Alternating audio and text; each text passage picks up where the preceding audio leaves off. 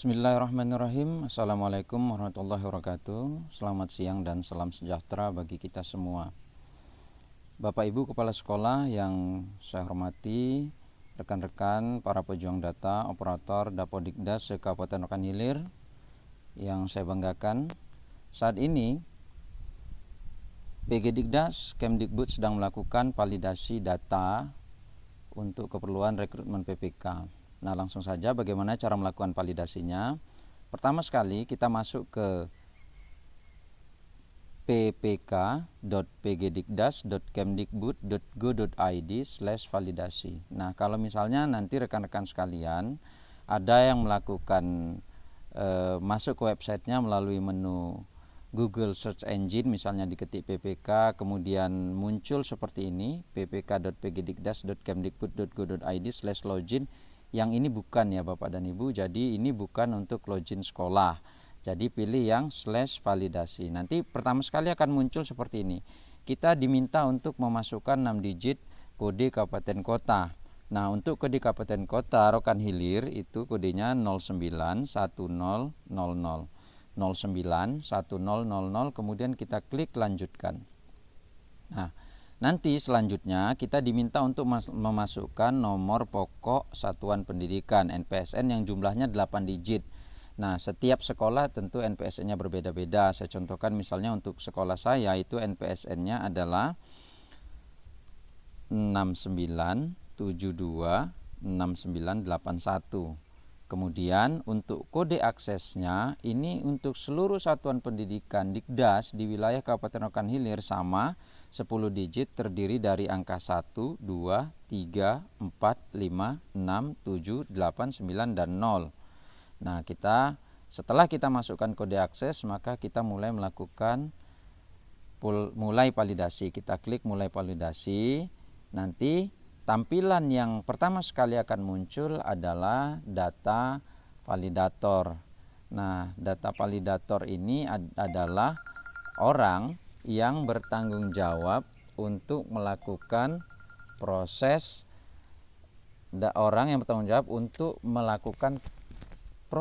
validasi data di satu satuan pendidikan.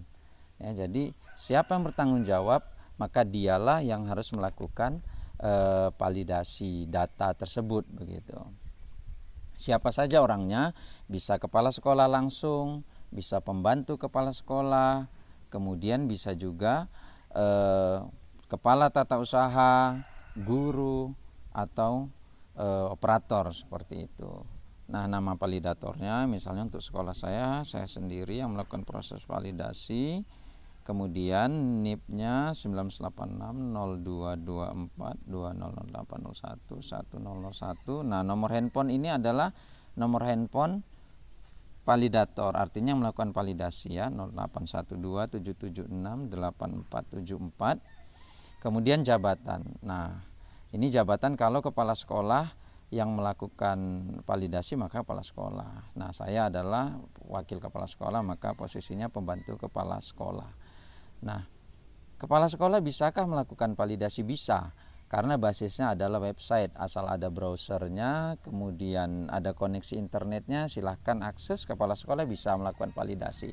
Tidak harus validasinya dilakukan di laptop yang terinstall aplikasi Dapodik. Email sekolah, nah gunakan email yang sama dengan email yang dipergunakan saat registrasi Dapodik.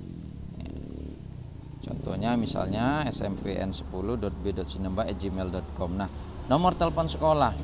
Untuk nomor telepon sekolah ini kita ketahui kan sangat sedikit, mungkin hanya sekolah-sekolah tertentu yang punya nomor telepon basis PSTN begitu. Jadi masukkan saja nomor handphone kepala sekolah agar ketika nanti suatu saat misalnya ada dilakukan verifikasi by phone, maka langsung dijawab atau langsung yang menanggapinya adalah pimpinan satuan pendidikan, yaitu kepala sekolah ya. Nomor teleponnya di 08, misalnya nih kepala sekolah saya 081364512774. Kemudian nah ini sebelum kita klik lanjutkan, kita perhatikan dulu yang bertanda bintang merah ini adalah isian yang wajib diisi, tidak bisa tidak. yaitu nama validator, kemudian jabatan serta email sekolah. Ini wajib. NIP boleh diisi, boleh tidak. Misalnya jika yang melakukan pengisian atau validatornya ini bukan PNS, maka NIP-nya tidak perlu diisi. Kita klik lanjutkan. Nah, kemudian tampilan selanjutnya adalah data rombongan belajar. Nah, ini sama dengan data yang ada di Dapodik. Misalnya di sekolah saya kelas 7 itu rombelnya ada 2, jumlahnya 44 dan seterusnya.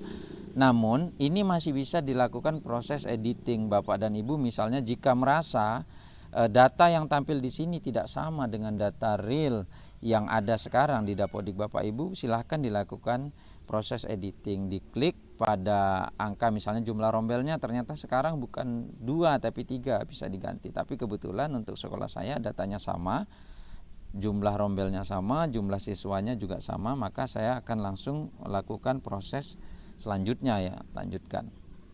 Nah, setelah itu data pendidik. Data pendidik ini yang masuk adalah seluruh guru termasuk kepala sekolah. Nah, jika yang bersangkutan adalah PNS, maka ada nama, ada NIP, dan ada status.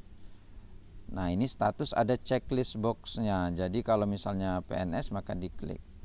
Mata pelajaran kepala sekolah, diisikan kepala sekolah, sudah defaultnya begitu. Kemudian ini status keaktifannya. Nah, status keaktifannya, jika misalnya ada guru yang tidak aktif lagi, artinya ketika data ini ditarik oleh PGDikdas dari database Dapodik begitu ya, masih ikut guru yang tidak, maka kita lakukan validasi di sini. Nah, ini yang dimaksud dengan validasi ya. Jadi kita menyesuaikan antara data yang ada dengan kondisi real saat ini di sekolah kita masing-masing. Jadi ini aktif statusnya. Kemudian ini statusnya Agus Surya Sibarani misalnya non PNS, maka cek click box pada status ini tidak perlu kita lakukan. Kemudian selanjutnya, nah ini ada satu guru yang sudah keluar dari SMP Negeri 4 Balejaya atas nama Rina Wahyuni Sirait, maka kita klik status keaktifannya menjadi berhenti atau mengundurkan diri. Ini sebab tidak aktifnya bisa macam-macam, sesuai ya, ini kondisional Bapak dan Ibu, sesuai dengan status yang bersangkutan. Berhentinya karena misalnya meninggal dunia, misalnya diangkat menjadi PNS atau CPNS di satuan pendidikan atau di unit kerja yang lain, kemudian alih fungsi misalnya kepala sekolah menjadi pengawas. Nah, ini tidak aktif lagi, seperti ini posisinya. Kemudian berhenti atau mengundurkan diri, dalam hal ini Saudari Rina Wahyuni Sirait, pendidik di sekolah saya ini statusnya berhenti atau mengundurkan diri. Jika sudah dirasa lengkap, dan pastikan, karena isian ini yang paling penting untuk diperhatikan pada data pendidik ini, kita perhatikan betul-betul semuanya. Keterangan kita bisa kosongkan ya. Setelah itu kita klik lanjutkan. Nah, ini ada guru pindahan yang belum update di Dapodik. Misalnya nih, ada guru baru yang masuk ke sekolah Bapak Ibu, tapi proses penarikan data PTK-nya itu belum tertarik, artinya belum masuk ke dalam data Dapodik, atau mungkin sudah masuk ke Dapodik Bapak Ibu, tapi PGDikdas belum melakukan penarikan data, maka bisa diisi di sini. Jika guru tersebut adalah PNS, pilih mapelnya, jumlah gurunya ada berapa. Jadi hanya jumlah gurunya, baru diklik tambahkan. Ketika nggak diisi, kita klik tambahkan, tidak bisa karena isiannya belum lengkap. Maka kita isi dulu jika ada, jika tidak ada maka dikosongkan saja. Nah, jumlah guru yang belum masuk ke data Dapodik ini, misalnya jika ada rekrutmen baru dari honor komite ya, yang honorariumnya dibiayai dari anggaran bantuan operasional sekolah, maka diisi dari data ini begitu ya. Kita isikan mapelnya, pilih statusnya ya, apakah dia ASN, apa P3K, atau guru tetap yayasan, atau guru tidak tetap. Ya, kalau misalnya honor daerah berarti dia guru tidak tetap. Kalau misalnya ada ASN yang masuk, maka statusnya ASN begitu ya, P3K, ini ASN yang P3K misalnya. Jika tidak ada, maka kita klik lanjutkan saja. Kemudian nah, ini ada pernyataan di tampilan berikutnya. Dengan ini saya menyatakan bahwa data yang saya isi adalah benar dan saya bertanggung jawab atas kesalahan data yang saya inputkan, termasuk apapun akibat yang disebabkan oleh kesalahan data tersebut. Artinya ini adalah pernyataan bahwasanya sang validator bertanggung jawab penuh atas keabsahan dari data yang diinput, data yang dimasukkan, termasuk juga konsekuensinya. Oleh sebab itu ini menjadi penting Bapak dan Ibu kepala sekolah untuk mengetahui ini, agar tidak terjadi kesalahpahaman di kemudian hari. Misalnya ada data guru yang seharusnya masuk tidak masuk, ada data guru yang seharusnya tidak masuk menjadi masuk, seperti itu. Jadi ini menjadi sangat penting.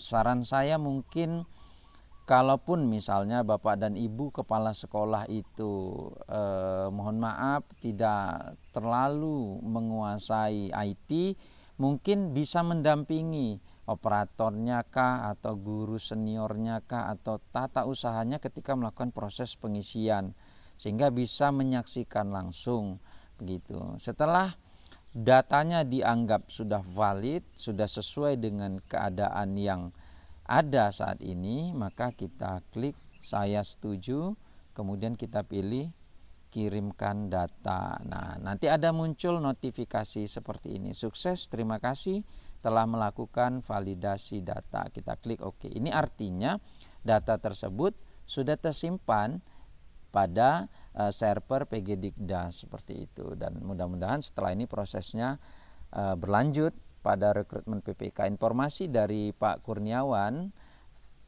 Kadatadik Kabupaten Rokan Hilir, itu mengatakan proses ini harus selesai setelah Lebaran begitu. Oleh sebab itu, meskipun di tengah kondisi seperti ini, kita work from home, kemudian menjelang juga Idul Fitri, di tengah kesibukan kita mempersiapkan itu semua, usahakan untuk menyelesaikan ini secara tepat agar semuanya memberikan manfaat bagi seluruh sivitas sekolah, utamanya kepada rekan-rekan kita yang saat ini masih berstatus sebagai honorer. Mudah-mudahan bisa direkrut, memenuhi syarat untuk direkrut sebagai pegawai pemerintah dengan perjanjian kerja atau P3K. Demikian tutorial atau cara melakukan pengisian ini. Mohon maaf atas segala kekurangan. Tutorial ini tidak dimaksudkan untuk menggurui siapapun, tetapi hanya sekedar berbagi supaya apa yang kita lakukan berdampak positif bagi satuan pendidikan utamanya. Tetap laksanakan perilaku hidup bersih dan sehat, selalu cuci tangan, gunakan masker, keep physical and social distancing, patuhi protokol kesehatan yang ada. Selamat menjalankan ibadah puasa. Assalamualaikum warahmatullahi wabarakatuh. Salam satu data.